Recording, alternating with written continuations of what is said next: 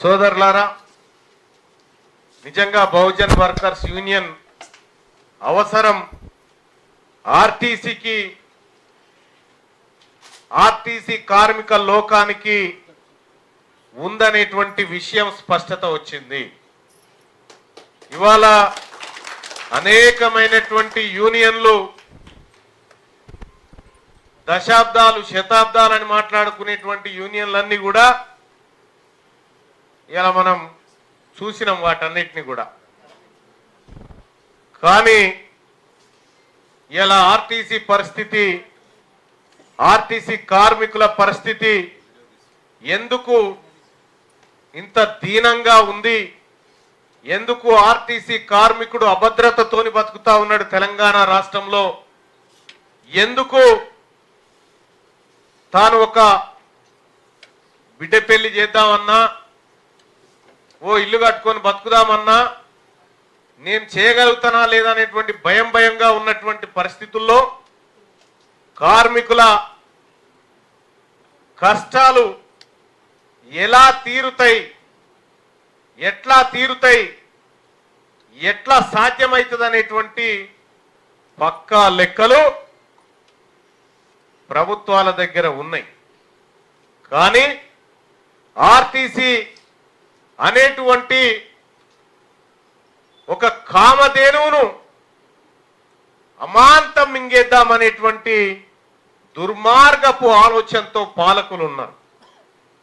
కాబట్టి ఆర్టీసీని రక్షించుకోవాల్సినటువంటి బాధ్యత, ఆర్టీసీలో ఉన్నటువంటి 35,000 మంది కార్మికుల కుటుంబాలను రక్షించుకోవాల్సినటువంటి బాధ్యతనే కాదు, 3 జోన్లు 97 డిపోలు ఉంటాయి అనుకుంటా, 97 డిపోలు ఉంటాయి, 364 బస్టాండ్లు ఉంటాయి. ఆర్టీసీ అనేకమైనటువంటి విలువైన ఆర్టీసీ సంపద ఉంది. ఆర్టీసీ దగ్గర ఉన్నటువంటి ఆస్తుల్లో 5% అమ్మినా కూడా ఈ అన్ని బాధలు పోతాయి, అన్ని బాధలు పోతాయి. కానీ వాళ్ళు అసలు ఆర్టీసీనే లేకుండా చేద్దామనేటువంటి కుట్ర ఇప్పటిది కాదు. ఇది ఈ ఆర్టీసీని మింగే కుట్రను గతంలోనే కల్వకుంట్ల చంద్రశేఖరరావు గారు చేసిండు. ఆ రోజే నేను చెప్పిన ఒలెక్ట్రా అనేటువంటి ఒక కంపెనీని తెస్తుండయా, జాగ్రత్తనయా, ఖతం చేస్తాడని చెప్పిన. ఒలెక్ట్రా కంపెనీ ఎవరిదా కంపెనీ? మెగా కృష్ణారెడ్డి కంటే ముందు ఇంకొక ఆయనది ఉంది. అది కాదు, అది ఒక రాయలసీమ నాయకుడు ప్రసాద్ అని ఒక ఆయన ఉన్నాడు. ఆ ప్రసాద్ చైనాతో ఒప్పందమైనటువంటి కంపెనీని కేసీఆర్ కూర్చున్నబెట్టి ఈయన కప్పచెప్పిండు. ఈయన కప్పచెప్పి ఆర్టీసీని మొత్తం కొల్లగొడదామనేటువంటి ఉపాయం చేసిన సందర్భంలో ఆ రోజు నేను స్క్రీన్ ముంగట నిలబడి దీన్ని ఎట్లా కొల్లగొట్టబోతుందనేది ప్రజాక్షేత్రంలోకి తీసుకొచ్చిన. ఆర్టీసీ రక్షించబడాలని చెప్పిన. దాదాపు 10,000 ఆర్టీసీ బస్సులు ఉన్నాయి. 10,600 ఒకటి టాటా అయింది అనుకో. 10,600 ఆర్టీసీ బస్సులు ఉన్నాయి. ఈ ఆర్టీసీ బస్సులను క్రమంగా పూర్తి స్థాయిలో ప్రైవేటు సంస్థకు కట్టబెట్టేటువంటి కుట్ర ఒక వైపు జరిగింది. ఆర్టీసీ దగ్గర ఉన్నటువంటి అమూల్యమైనటువంటి ఆస్తులు, ఇవాళ జూబ్లీ బస్ స్టేషన్ ఎంత పెద్దగా ఉంటుంది, మహాత్మా గాంధీ బస్ స్టేషన్ ఎంత పెద్దగా ఉంటుంది, 18 ఎకరాలు ఉంటుంది. 18 ఎకరాలు ఖాళీగా కనిపిస్తే ఇలా కళ్ళు మండయా? ఇలా రాణిగంజ్ డిపోకు సూటి పెట్టిరు గతంలో. ఉప్పల్ డిపో కాడికి వచ్చి కొలతలే తీసుకపోయిండు ఆయన. అప్పుడు కూడా నేనే చెప్పిన, ఈ కొలతలు కొలుస్తున్నారు ఆయన, జాగ్రత్త, వీళ్ళు ఉంచారు మింగుతారని చెప్పిన. ఆయన యూనియన్లే లేవు అని చెప్పేసిండు ఒకటే దెబ్బకు. యూనియన్లే లేవు, మీరు ఏం చేసుకుంటారో చేసుకోపోరని 2019లో ఆర్టీసీ కార్మికుడు కడుపు గాలి సమ్మె చేస్తే, 52 రోజుల పాటు సమ్మె చేస్తే ఏం జరిగింది? ఎవరి ఆ రోజు ఆత్మ బలిదానం చేసుకున్నటువంటి ఆర్టీసీ కార్మికుల ఆత్మలు ఏమైనా శాంతించినాయా? ఇవాళ జరిగిన చర్యలకు ఏమీ లేదు. జరగకపోగా ఆర్టీసీని సర్కారు దయాదాక్షిణ్యాల మీద బతికేటువంటి పరిస్థితికి తీసుకొచ్చింది. సర్కారును దాచుతున్నదే ఆర్టీసీ ఒకప్పుడు, కానీ ఇలా సర్కారు మీద ఆర్టీసీ ఆధారపడి బతకాల్సినటువంటి అడక్కతినే పరిస్థితికి తీసుకొచ్చిందే ఈ పాలకులు. కాబట్టి బహుజన వర్కర్స్ యూనియన్ తరఫున నేను స్పష్టమైనటువంటి విధానాన్ని ఇవాళ మీ ముందు పెడతా ఉన్నాం. మేము ఎన్నికల సంఘం కాదు, మాది ఆర్టీసీ కార్మికుల కన్నీళ్లు తుడవడం కోసం మీ ముందుకు వస్తున్నటువంటి సంఘం ఇది. ఈ సంఘం బేషరతుగా ఇక్కడి నుంచి డిమాండ్ చేస్తా ఉంది. మొదటి డిమాండ్, ఆర్టీసీని పూర్తి స్థాయిలో ప్రభుత్వంలో విలీనం చేయాలి అని చెప్పి ఏకైక డిమాండ్. నేను ఈ డిమాండ్ చేస్తూ మిగతా కార్మిక సంఘాలకు కూడా చెప్తా ఉన్నా, మీకు ఎన్నికలు కావాలేమో, మీకు ప్రచారాలు, ఆర్భాటాలు, పైరవీలు కావాలేమో, కానీ తెలంగాణ రాజ్యాధికార పార్టీకి మా పార్టీ అనుబంధ సంఘంగా ఉంటున్నటువంటి బహుజన వర్కర్స్ యూనియన్ కి అవి అక్కరం లేదు. ఆర్టీసీ కార్మికుల సంక్షేమమే, వాళ్ళకు సంబంధించినటువంటి సమస్యల శాశ్వత పరిష్కారమే మా ఎజెండా. లేదు మేము ఇన్ని రోజులు దీని మీదనే బతికినాం, మేము సంఘాలు పెట్టుకొని పైనవో పనివో చేసుకొని బతికిన వాళ్ళమే, మీరు ఉన్న పలానా సంఘాలు పోయినా సరే విలీనం కావాలని చెప్తా ఉన్నారు, మరి మళ్ళా మా బతుకు తెరువు ఎట్లా అని పరిశాన్ అవుతుండొచ్చు కొంతమంది. మేమేం చేస్తాం దానికి? మీరు కార్మికుల కష్టాన్ని, రక్తాన్ని వ్యాపారం చేసి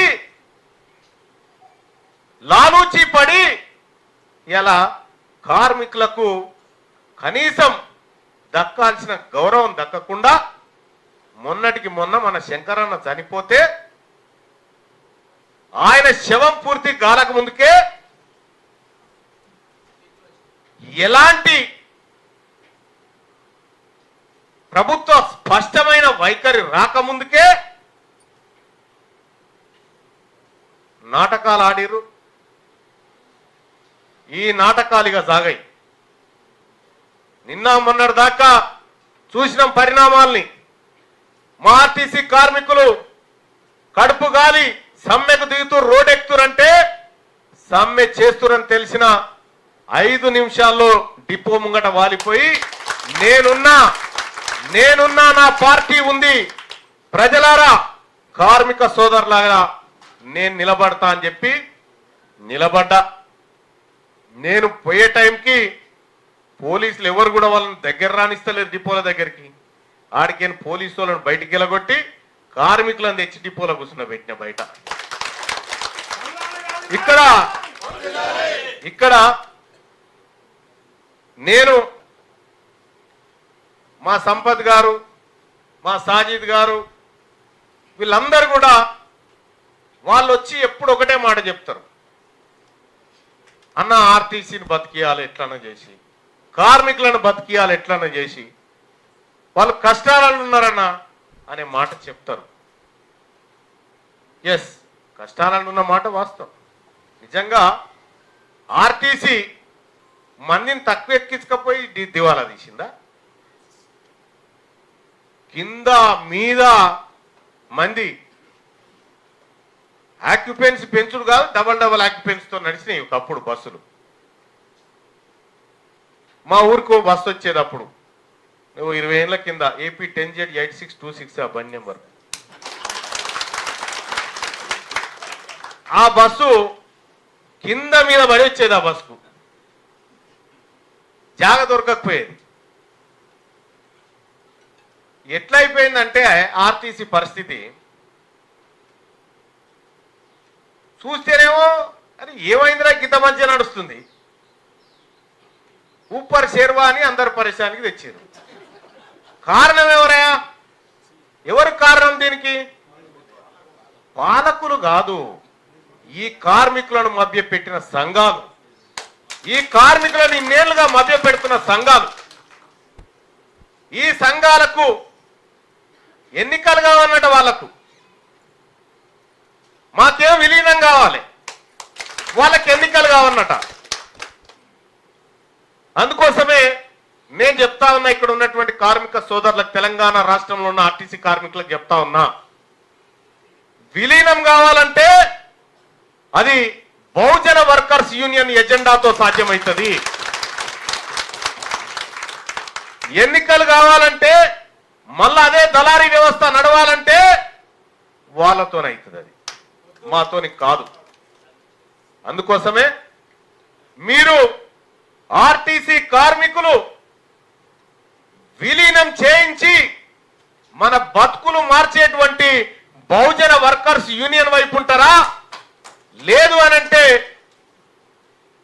మాయ మాటలు చెప్పేటువంటి కొద్దిమంది దళార్ల వైపు ఉంటారా? ఇలా తేల్చుకోవాల్సినటువంటి తరుణం ఆసన్నమైంది. సోదర సోదరిమణులారా, బహుజన వర్కర్స్ యూనియన్ జెండాను హైదరాబాద్ కాదు, రాష్ట్రమంతటా ఎగిరేపిస్తా. బహుజన వర్కర్స్ యూనియన్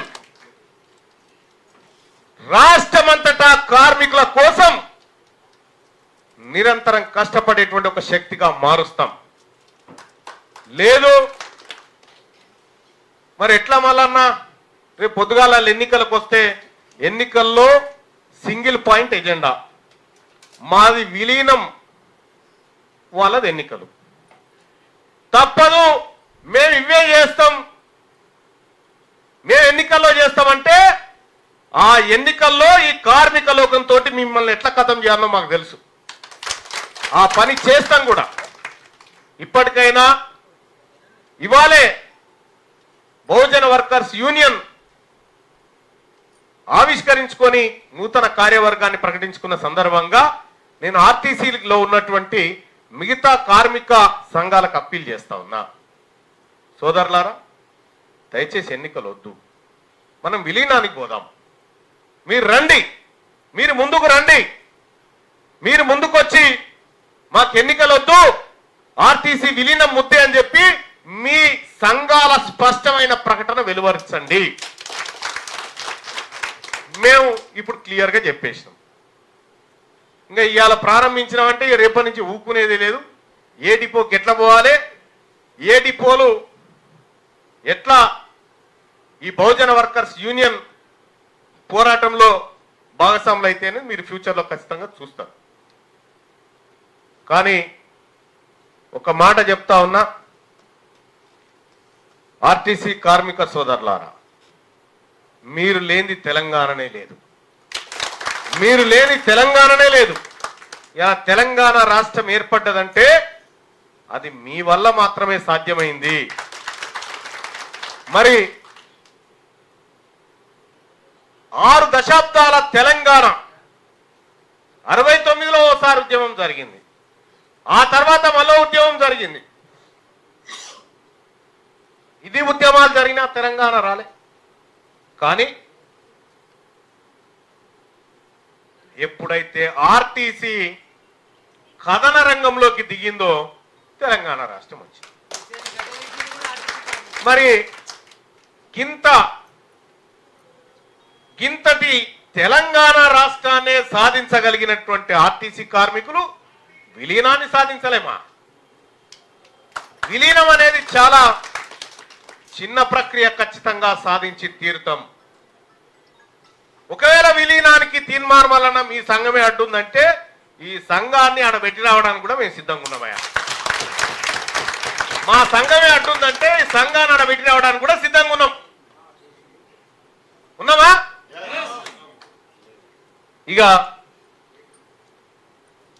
ఇదే కాంగ్రెస్ పార్టీ కేసీఆర్ ఏమో అట్ట చేసిండు 19లో. కాంగ్రెస్ పార్టీ ఒకని బట్టగా ఒకడు ఎన్నికల సభలల్లా ఇప్పుడు ఓటేస్తే తెల్లారంగానే విలీనం అన్నారు. ఇప్పుడు ఓటేస్తే తెల్లారంగానే విలీనం అన్నారు. రేవంత్ రెడ్డి గారు అయితే ఇదే మన అంగేసుకోండు కార్మికులు అంగేసుకొని చెప్పిండు మాటలు. 2023 తర్వాత కాంగ్రెస్ పార్టీ ప్రభుత్వం ఏర్పడ్డ తర్వాత ఓ రోజు నేను సడన్ గా టీవీ ఆన్ చేస్తే ధన బ్రేకింగ్ న్యూస్లు ఆర్టీసీ విలీనం అని. నిజంగా చేస్తురా ఏమరా అని చెప్పి నేను కళ్ళు కూడా తుడుచుకున్నాం. మళ్ళా ఏమైంది? మళ్ళా పాత కథే. విలీనం చేసేందుకు క్యాబినెట్ లో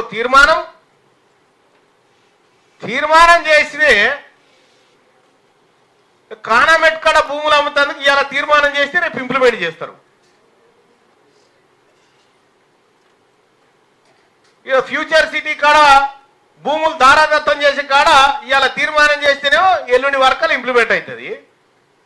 3 ఏళ్ళ దీన్ని తీర్మానం చేసి 3వ ఏడాది మాసికం ఇప్పటిదాకా అతి లేదు గతి లేదు. అందుకోసమే ఎందుకు అయిపోయిందంటే సమీక్షలు అవుతున్నాయట. దీన్ని బట్టి ఏమర్థమైందంటే ఈ సన్నాసులకు పరిపాలన రాదనేది అర్థమైంది. పక్క రాష్ట్రంలో ఇట్లా చేసి పారేసారు కదా ఒకటేసారి. పక్క రాష్ట్రంలో చేసిరు కదా ఆంధ్రప్రదేశ్లో. ఈడ మాత్రం లేదు. ఏంటంటే సమీక్షిస్తున్నాం. సమీక్ష కాదు. ఇప్పుడు వచ్చిన బాధ ఏంటంటే ఆర్టీసీ దగ్గర ఆస్తులు లేకపోతే బాగుండే, ఎప్పుడూ అయిపోయేది. దాన్ని ఎట్లా ఖతం చేద్దామనేటువంటి ఒక కుట్ర జరిగింది దాంట్లో. ఇక ఒకటైతే మాకు అర్థమైంది, విలీనం చేసి ఈ 2 ఏళ్ళు ఉంటావా,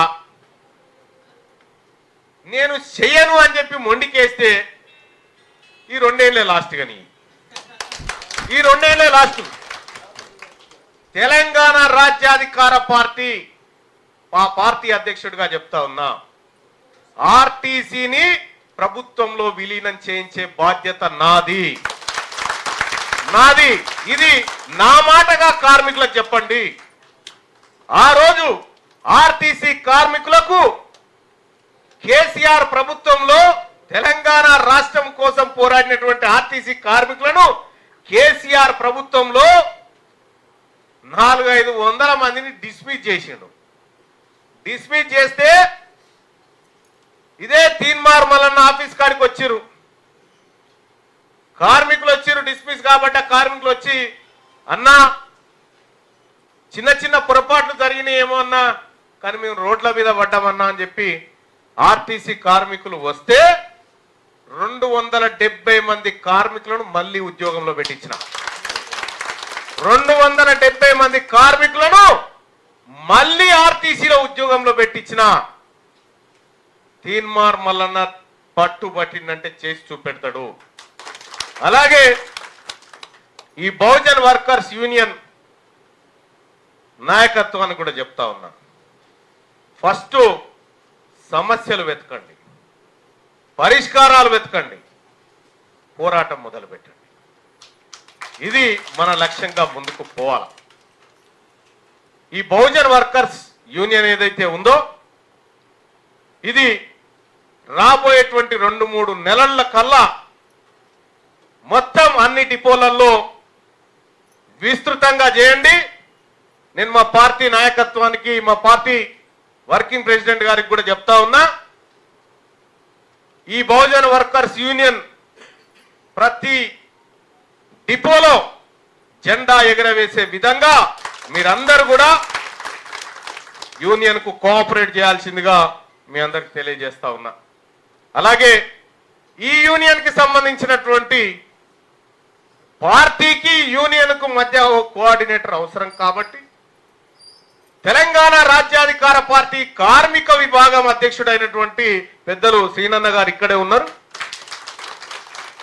ఇక ఈ కార్మిక విభాగానికి సంబంధించినటువంటి ప్రతి అంశాన్ని మా దృష్టికి తీసుకొచ్చేటువంటి బాధ్యతను సీనన్నకు అప్పగిస్తా ఉన్నాం. ఆ విధంగా ముందుకు పోతాం. సోదరులారా, మన కార్మికులకు, మన సంఘంలో పనిచేస్తున్నటువంటి ఉద్యమ కార్మికులందరికీ పార్టీ తరఫున 5 లక్షల రూపాయల ఇన్సూరెన్స్ను, బీమాను తీసుకురావాలనేటువంటి నిర్ణయం జరిగింది. త్వరలో మళ్ళీ మీరందరూ మీ చేతనే అది ప్రకటించేటువంటి కార్యక్రమం కూడా చేస్తాం. ఇది తెలంగాణ రాజ్యాధికార పార్టీ కమిట్మెంట్. ఎన్ఆర్వి బేరింగ్స్ అని ఇక్కడ ఒక కంపెనీ ఉంది. మా వెంకటన్న ఇన్నే ఉన్నాడు. ఇగో నేను గిట్లే ఓ రోజు ఆఫీస్లో కూర్చుంటే మా సంపద వచ్చినట్టే వచ్చిండు. ఏమని అన్నా, ఏం లేదన్నా, మన ఇక్కడ బేరింగ్స్ కంపెనీ ఉందన్నా, మనము మన కార్మిక విభాగాన్ని పెట్టి అలా పోటీ చేద్దామన్నా, నువ్వు రావాలన్నాడు. ఎక్కడి కార్మిక విభాగము, నేనేడున్నా, నువ్వు ఎడదోలుకపోతున్నావు, 2-3 సార్లు వట్టిగానే పంపినా. లేదన్నా మీరు రావాల్సిందే అని అన్నాడు. ఏందో మరి చూడు అని అంటే, సరే వస్తున్నప్ప అన్న. నేను లేదన్నా మీరే నిలబడాలి ఎన్నికలని చెప్పిండు అధ్యక్షునిగా. రేపు మళ్ళీ ఇదేం కథ, నేను ఈ పార్టీ పెట్టిపోతా ఉంటే నన్ను ఇటు తీసుకపోతున్నావు అని చెప్పి, మళ్ళా ఏం సంగతి అన్నా, మరి ఆయన తీసుకపోయేమైనా ఊడగొడతారంటే లేదన్న నా జిమ్మేదారి అన్నాడు. తెలంగాణ రాజ్యాధికార పార్టీ కార్మిక విభాగం కండువా వేసుకొని పోయిండు. అవతల ఎంతమంది ఎన్ని ప్రలోభాలు పెట్టినా గెలిపించుకొని తీసుకొచ్చాడు.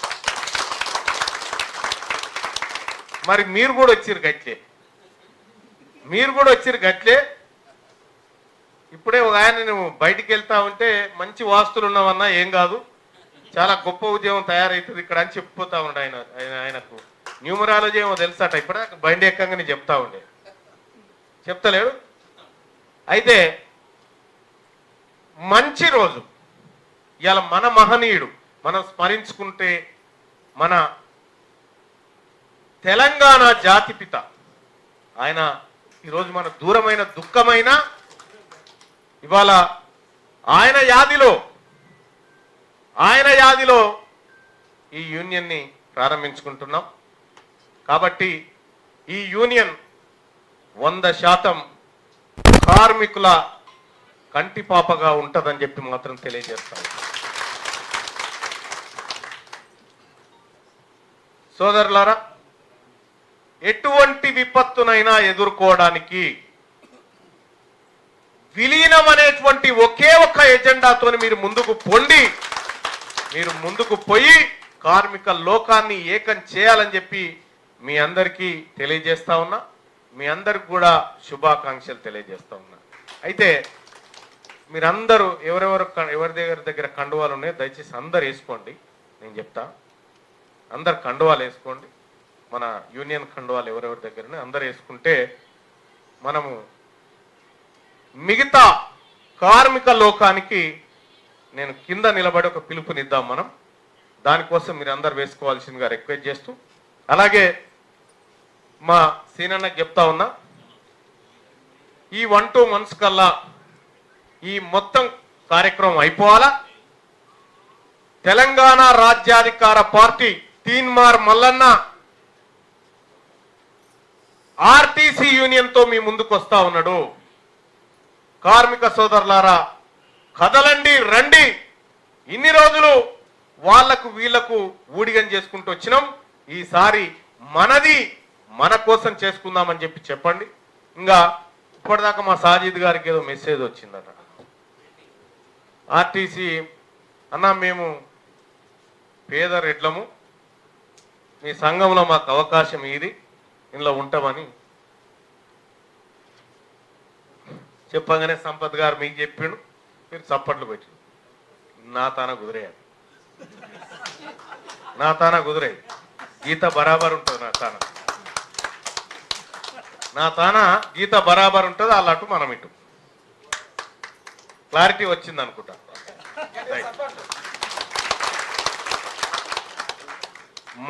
మనోడు ఎవడన్నా అటు పొరపాటున అటు ఇటు పోతే బుధగరించి తెచ్చుకోవాలి, కానీ వాళ్ళని పొరపాటును కూడా పట్టుకురావద్దు ఇటు. వద్దే వద్దాల సోపతి వద్దు మనకి. క్లారిటీగా నేను సంఘం నాయకులకు చెప్తా ఉన్నాను. ఇక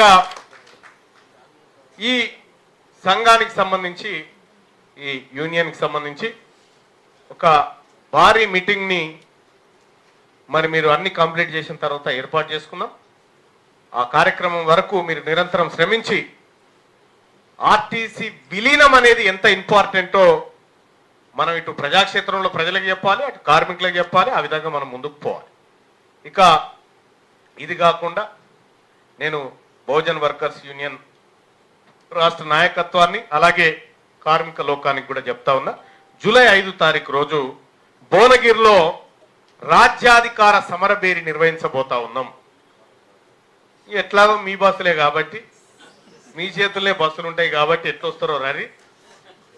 మరి ఆ రాజ్యాధికార సమరబేరిలో మన ఆర్టీసీ కార్మికుల ఆశయాలు రెపరెపలాడాలి, అక్కడ చర్చించబడాలి.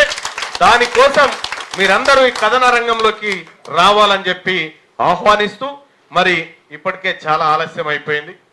మనమందరం కిందికి పోయి ఒక ఆర్టీసీ విలీనమే కావాలనేటువంటి నినాదం చేస్తూ ఒకరి మీద ఒకరు పడకుండా పద్ధతి ప్రకారంగా నిలబడి కార్యక్రమాన్ని చేసుకుందామని తెలియజేస్తూ, రిటైర్మెంట్ వాళ్ళ బెనిఫిట్స్ రాలేదన్న, రిటైర్మెంట్ వాళ్ళ బెనిఫిట్స్ కూడా రాలేదు. రిటైర్మెంట్ వాళ్ళ బెనిఫిట్స్ ఎందుకు రావు, ఎట్లా రావు అనేటువంటి సంగతి నేను చూస్తా, నేను మాట్లాడతా ప్రభుత్వంతో. ఖచ్చితంగా దానికి పరిష్కార మార్గం అతి త్వరలో రిటైర్డ్ ఆర్టీసీ కార్మికుల బెనిఫిట్స్ ఇప్పిస్తా. Right, thank you.